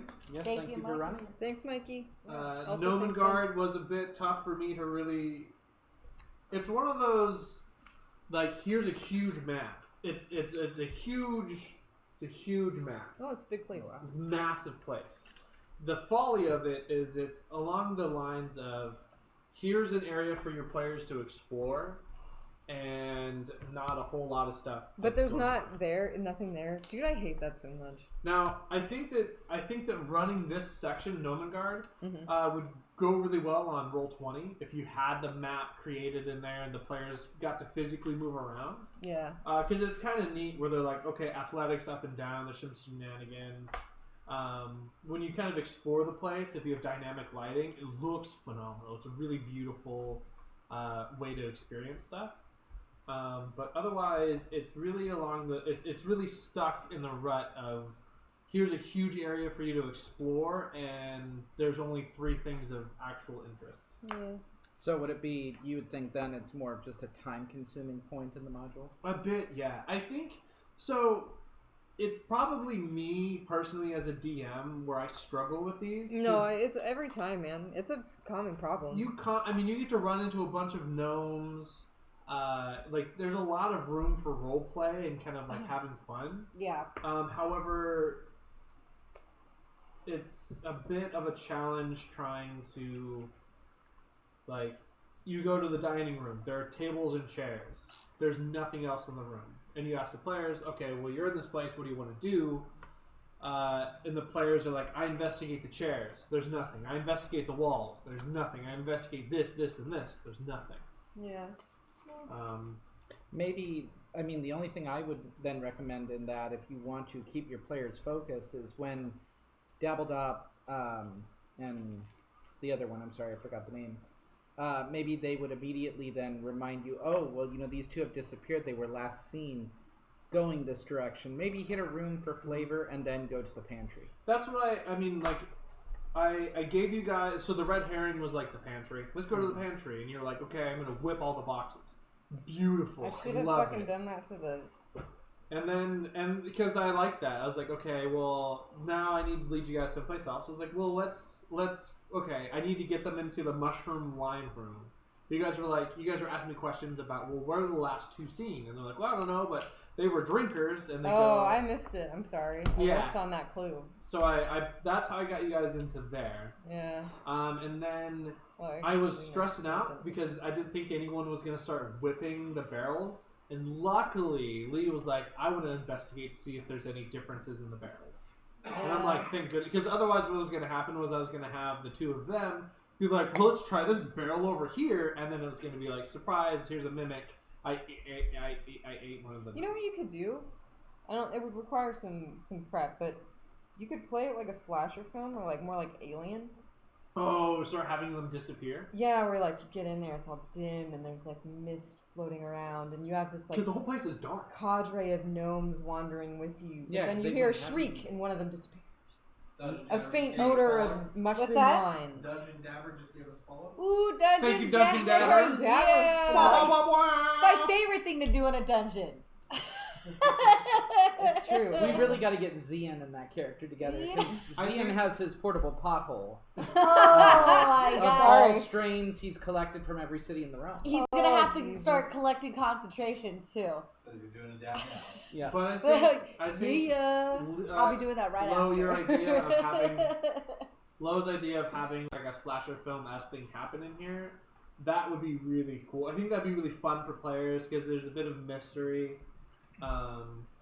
And I guess if the players start losing focus or get bored, you could kind of push them into the areas they need to be. You can find all kinds of blood trails and... Yeah. You could always say the mimic, as somebody was trying to run out of the room, one of the pseudopods would have reached out, pulled the person back, left kind of a slime trail with blood in it. If you really can't get them to get to this point. You could also have the mimic following the party, and as they kind of investigate this would be great on Roll20, right? You have the barrel. You put the barrel in the room, and then you start moving the barrel around, and then the barrel disappears, and then the barrel reappears in other places. So it'd be like one of those things where it's like, you'd have to, it would be kind of fun for the players to be like, hey, was that barrel always there?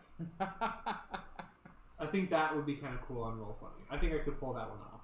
You just have to be careful and make sure that no one catches you moving the barrel from room to room. Mm-hmm.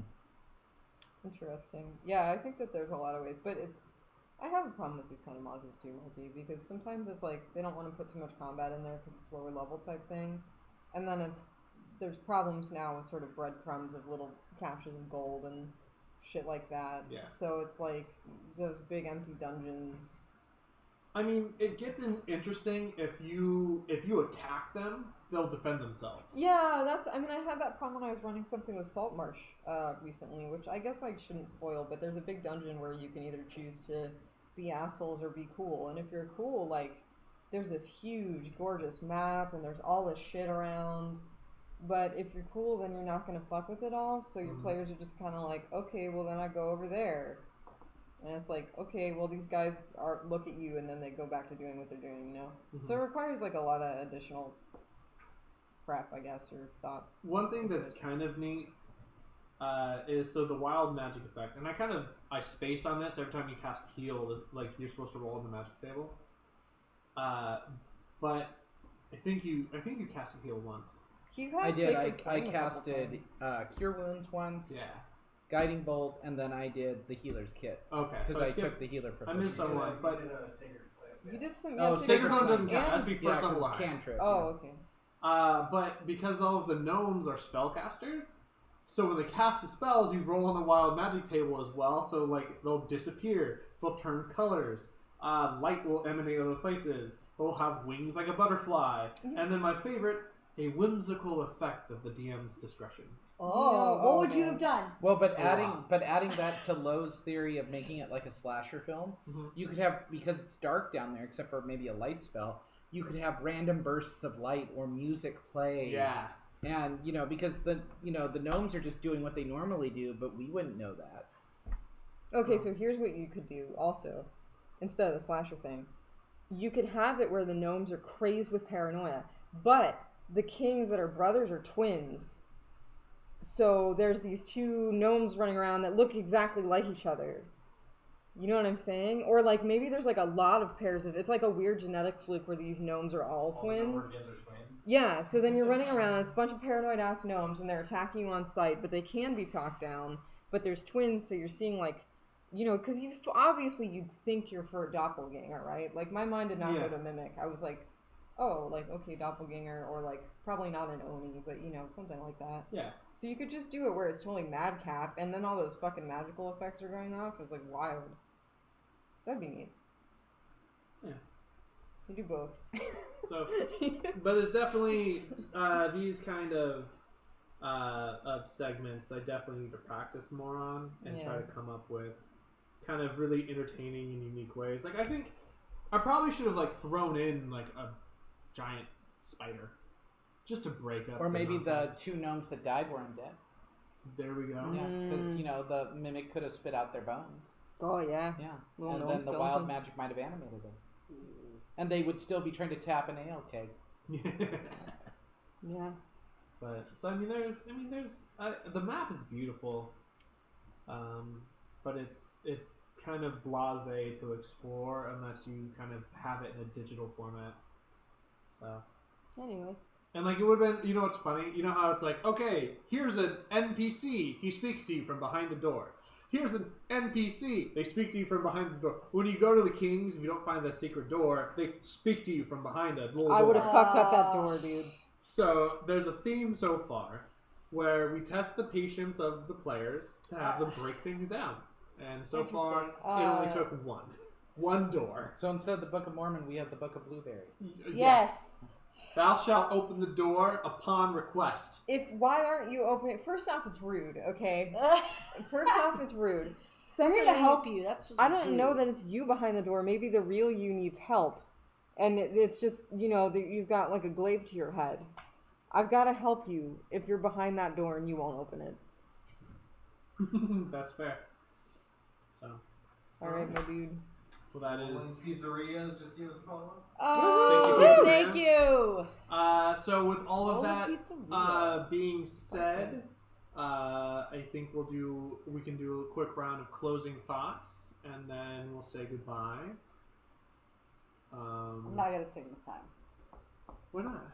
Now it's time to say good. No, okay, I'm just kidding. No. So we'll start with Lee. Do you have anything you would like to say? Any closing? We're basically doing confessions. Unknown Mando, just give us a follow. Unknown Mando! Hey! Thanks, Mondo! I hope it's a Mandalorian, by the way. What's that? I hope it's a Mandalorian. You hope it's a Mandalorian. Man, a Mandalorian would be a really good nickname for someone named Well, thank you so much Amanda. for running this evening, first and foremost. And second, so far I've enjoyed this a little bit more than the original Lost Mine, so I'm very interested to see how this goes. Oh, cool. Oh, do you have any tips for me? Or tips or changes, comments, like, you did this really well, but maybe you should have a little more oomph. No, I mean... The old lady was a bit touchy-feely. No. That's... In fact, I don't think she was pervy enough. I also You know, thought that. I really think she should have been full Yeah, hardcore windmill perv. Yeah. Yeah. I'm strong arms. I'm bummed I never got pie. I was gonna get you pie. I never got pie. I got a slight story, but it was a lie. Yeah, would have put in that incredible vegetarian meat pie anyway, and it would have sucked. With ice cream on a meat pie. Love? Ooh. I had fun. I mean, this is new shit to me, kind of. Is this a remake of Last Mine?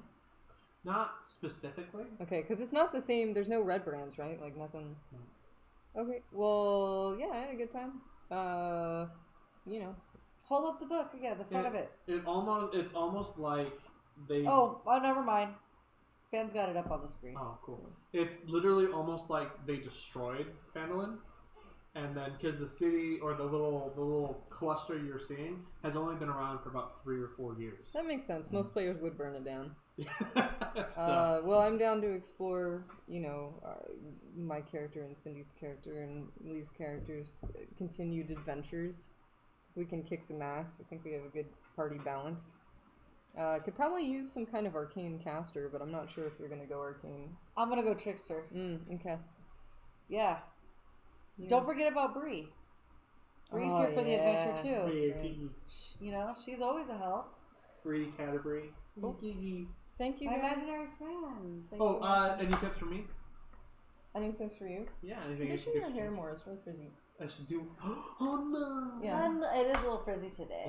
I think it's from the drinking. I think really you got a little also, sweat. Mine is probably frizzy. And then I was gonna wear the headband happened, the whole day. I was gonna wear a headband and I was gonna be like, boom, hello, welcome to another grand adventure of D&D. You got the braces on though. I do. Yeah. And you got the hair whip.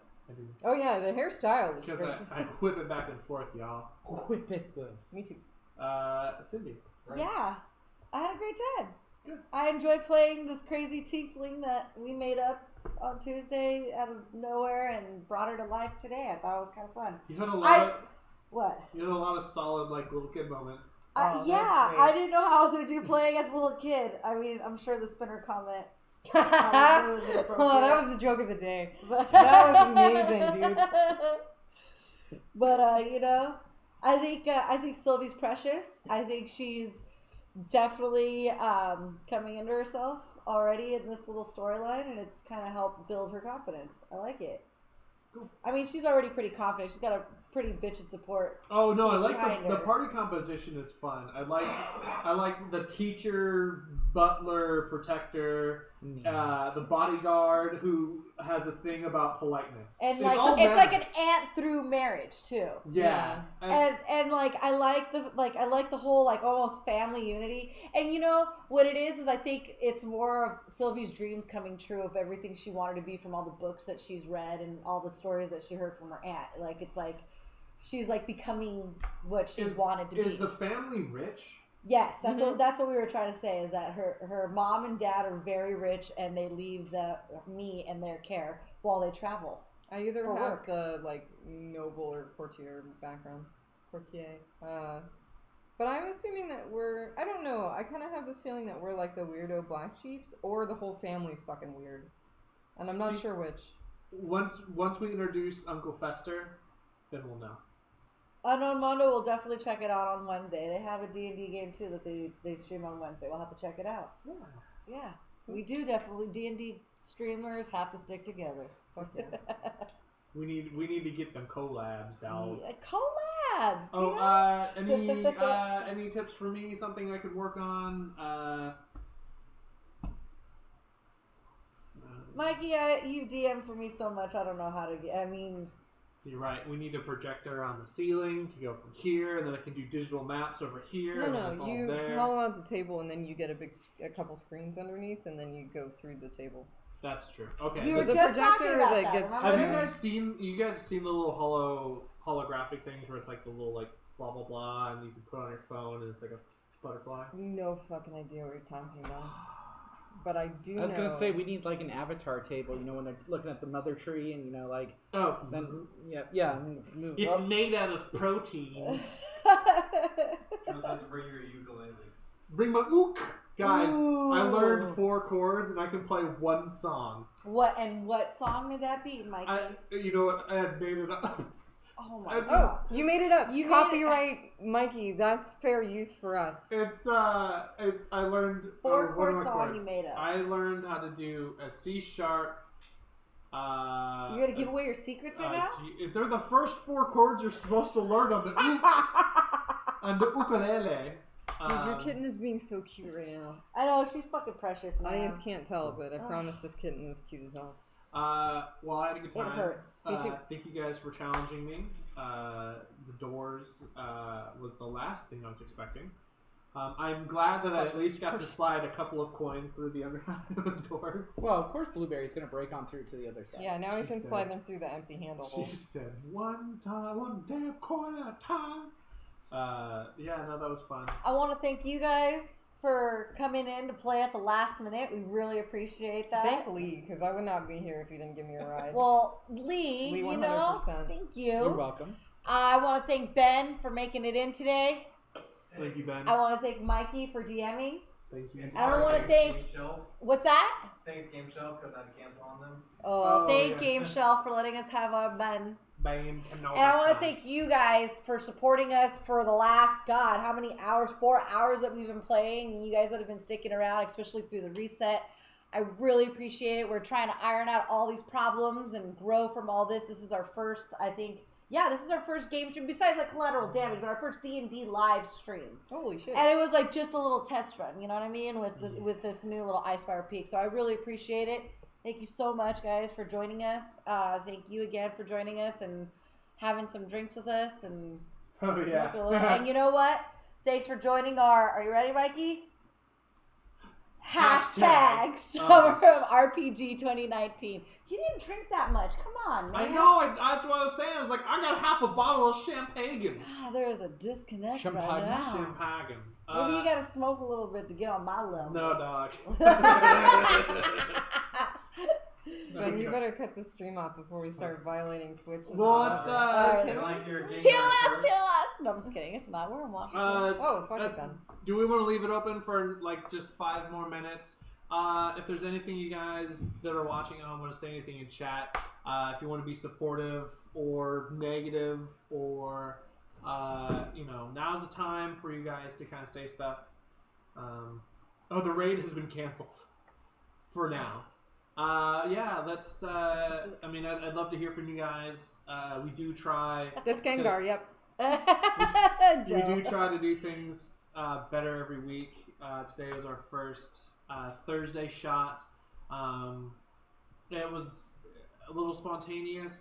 It was a lot of fun. I think we learned a lot. We learned a lot about ourselves and each other.